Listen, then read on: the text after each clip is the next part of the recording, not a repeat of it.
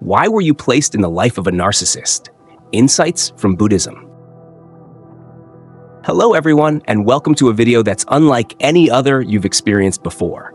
Today, we're going to explore a fascinating and thought-provoking topic. Why were you placed in the life of a narcissist? It may seem like a tough question, right? But what if I told you that everything you're facing is actually an opportunity to awaken a better version of yourself? Would you believe it? In this video, I'm going to share something truly surprising. You're not a victim. You've been chosen to learn a profound lesson about yourself and the world around you. So, don't go anywhere just yet, because there's so much valuable insight to come. Buddhist teachings and timeless wisdom will guide you to reflect and transform the way you see yourself. We see that a narcissist serves as a spiritual catalyst. In our journey through life, we often meet individuals who seem to carry an energy that disturbs our peace. The narcissist, with their charm and captivating warmth, may appear to offer love and validation. However, beneath the surface, they often bring with them the seeds of suffering and illusion. From a Buddhist perspective, these encounters are not mere acts of cruelty. Rather, they act as catalysts, mirrors that reflect the shadows within us that have yet to heal.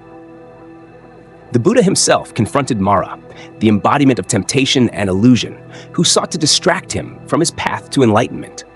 Mara's attacks were not only external, but internal, arising from the fears, desires, and attachments within.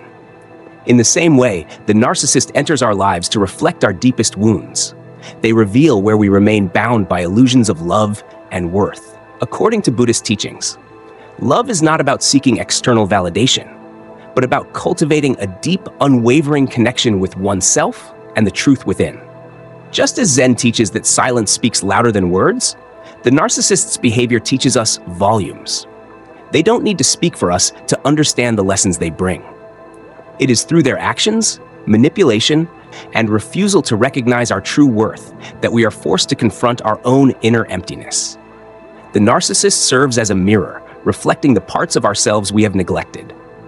These are the places where we have abandoned self-love, where we confuse approval with love, and where we mistakenly believe our worth comes from others instead of from within. The Buddha often said that suffering is not something to fear, but something to embrace as part of the journey toward enlightenment. It is through suffering that we confront our attachments and illusions. When entangled with a narcissist, it's not punishment, but karmic alignment.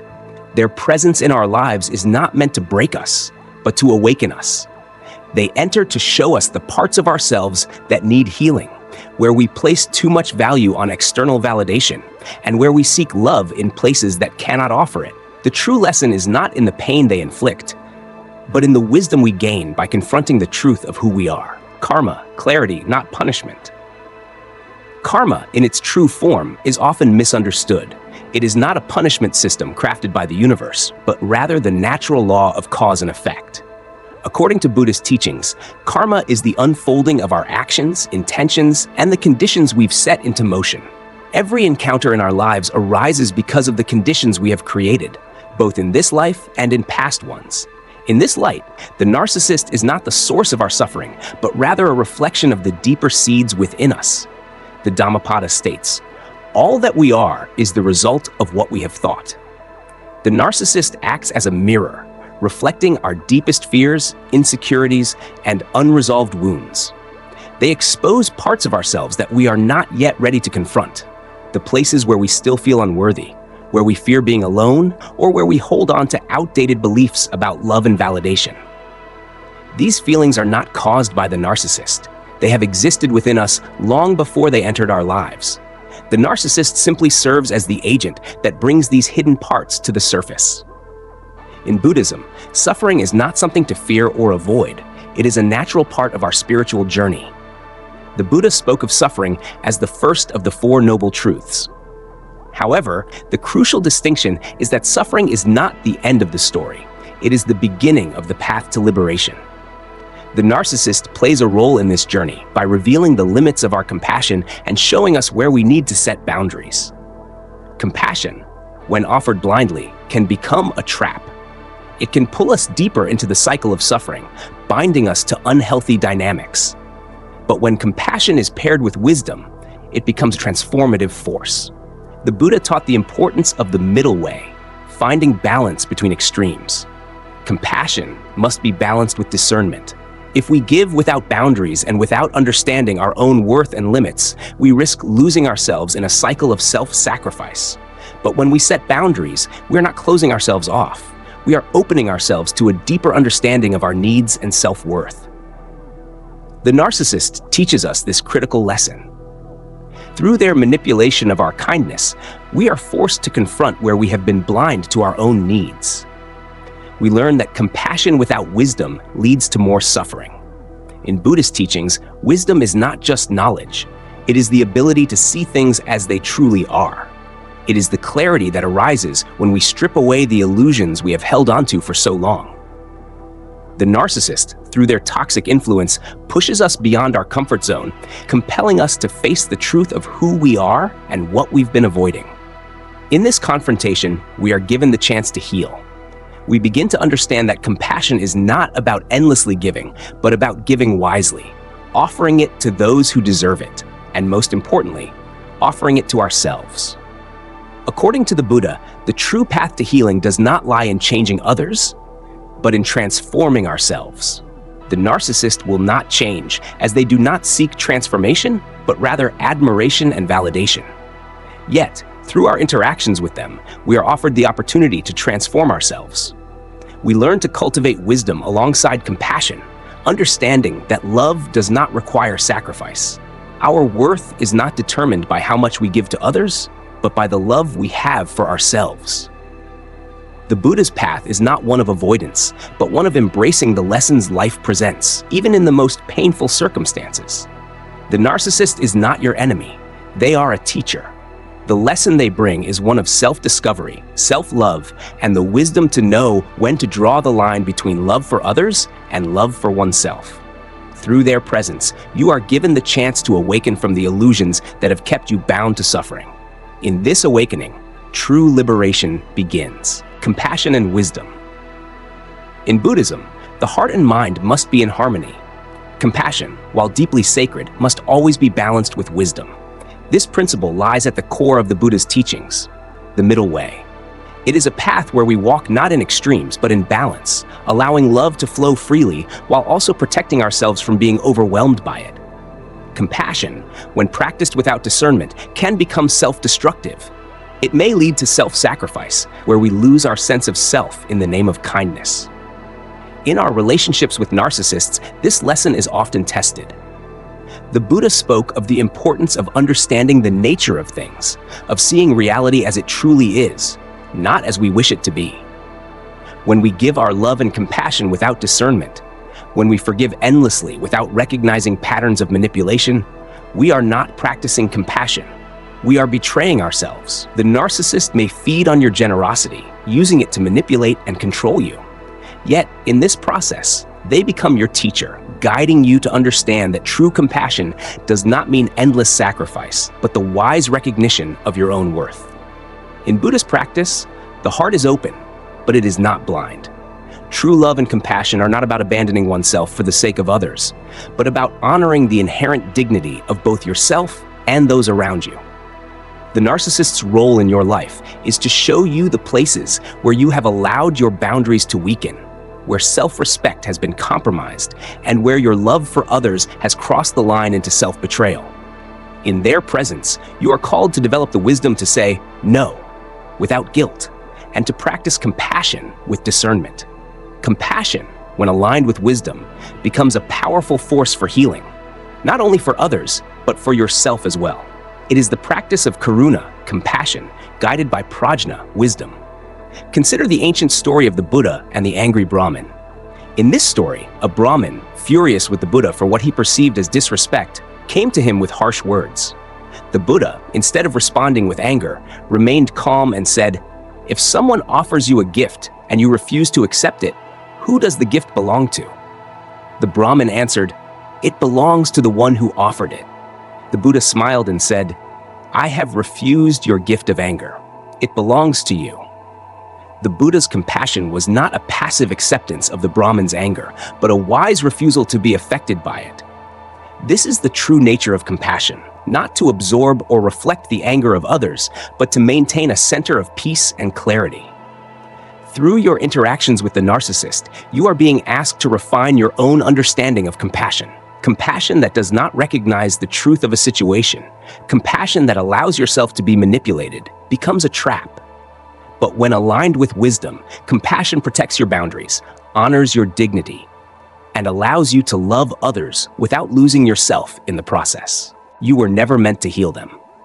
A common mistake many make when involved with a narcissist is the belief that love alone can heal them. Buddhism teaches that true transformation does not come from mere exposure to suffering, but from a conscious intention to change. The Buddha often spoke of the importance of right intention in everything we do. However, the narcissist is not interested in transformation. They seek admiration, not self-awareness. Their life is built on the false belief of their superiority, and any confrontation with the truth of their own flaws is met with defensiveness or avoidance. The narcissist will not change because they are unwilling to face their brokenness. They crave admiration and validation, not genuine connection or growth. When we enter their lives with the hope that our love can heal them, we fall into the illusion of saviorhood. Zen teaches that transformation requires intention. It's not about merely exposing oneself to pain or suffering, but about the conscious choice to evolve. You were never placed in the narcissist's life to heal them. You were placed there to heal yourself. In Buddhist thought, healing begins from within. It is an inner process, a journey of self-realization and self-liberation. The narcissist's role in your life is not to be your project to fix, but a mirror reflecting the wounds, illusions, and fears that still reside within you. Their behavior exposes the deep-seated beliefs that you are unworthy unless chosen, that your value depends on others' approval, and that love requires suffering. These are the illusions Buddhism asks us to unravel. The narcissist, through their actions, compels you to confront these illusions. They show you where you have allowed yourself to be bound by false beliefs. The Buddha spoke of the concept of dukkha, suffering, explaining that it arises from our attachment to the false. The narcissist's presence forces you to confront the attachments you have to these illusions. Attachments to the idea that you must sacrifice yourself for love, that your worth is determined by others, and that healing comes from external sources. In reality, the healing you seek must come from within. You must break free from the belief that you need someone else to complete you, that love requires self-sacrifice, and that your worth is only validated by others. Buddhism teaches that liberation comes when we see things as they truly are, not as we wish them to be. The narcissist's role is to strip away the illusions, to force you to see that love is not about losing yourself, but about knowing and honoring who you truly are. They show you that healing does not come from saving someone else, but from recognizing your own inherent worth and power. In the story of the Buddha and Kisagotami, a young woman who lost her child, we see this powerful truth. Kisagotami, in her grief, went to the Buddha seeking a remedy for her suffering. The Buddha asked her to gather mustard seeds from a house where no one had died. As Kisagotami traveled from house to house, she realized that death had touched every family. Her grief transformed from a personal loss to a universal understanding of life's impermanence.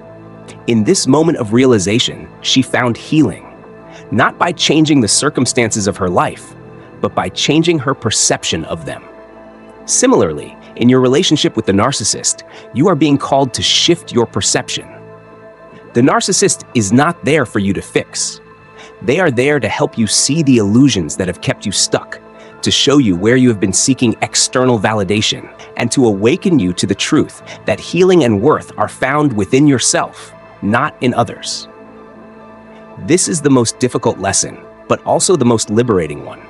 Through your encounter with the narcissist, you are given the rare opportunity to break free from the chains of illusion and find the healing that comes from self-love and wisdom. You were never meant to heal them.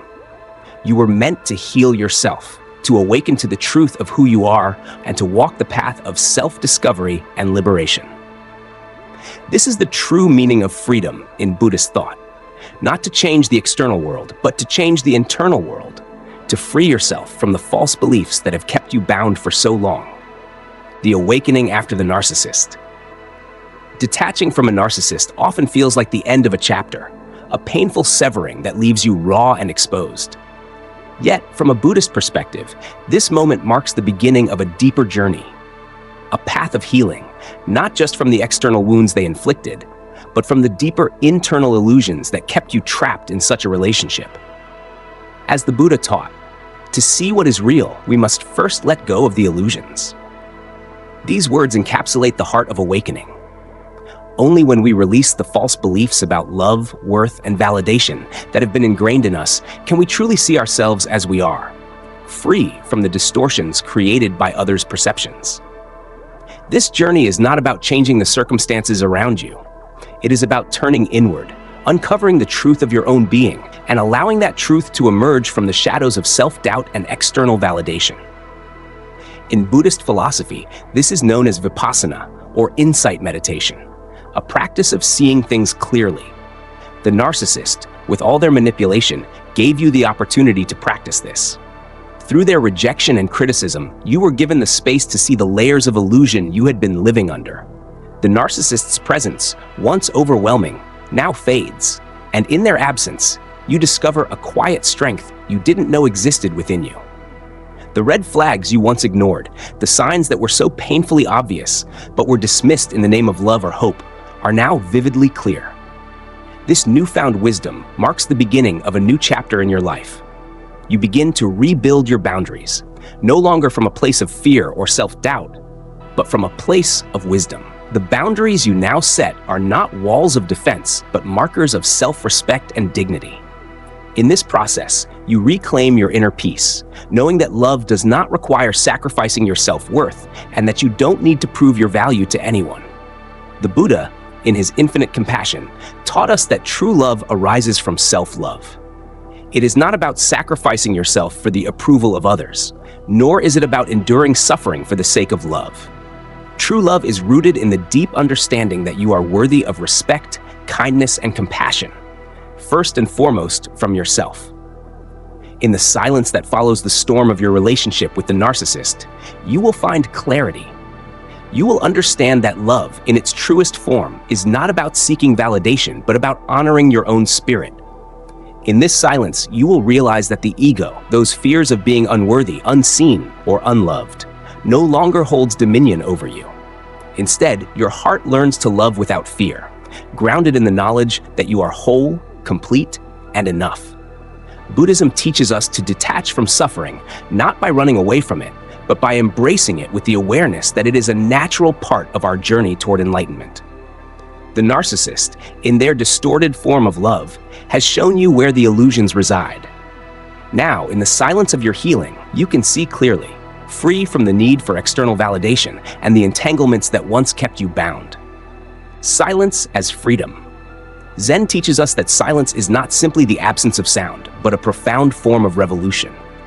In the context of spiritual practice, silence is a declaration of freedom from the incessant demands of the mind, from the noise that pulls us into anxiety, self-doubt, and confusion. When we stop defending ourselves, justifying our actions, and bleeding to prove our worth to others, we reclaim our power. This is the essence of Buddhist liberation, the realization that we do not need to constantly prove ourselves to the world. True freedom comes when we let go of the need to explain, justify, or make others understand us. When you detach from the narcissist, you are not simply walking away from a person, but from an entire way of relating to the world. The narcissist may have exhausted your illusions, those false beliefs about what love is, what you deserve, and where you belong in the world. But in their absence, you create the space to rebuild your life, not based on others' approval, but on your own inner truth. This rebuilding process is rooted in the Buddhist concept of non-attachment. You release what no longer serves you, including the thought patterns and behaviors that kept you bound to an unhealthy relationship. In Buddhist teachings, true liberation is not about changing the world around us. It is about transforming the mind. The external world, with all its challenges and illusions, will always be in flux.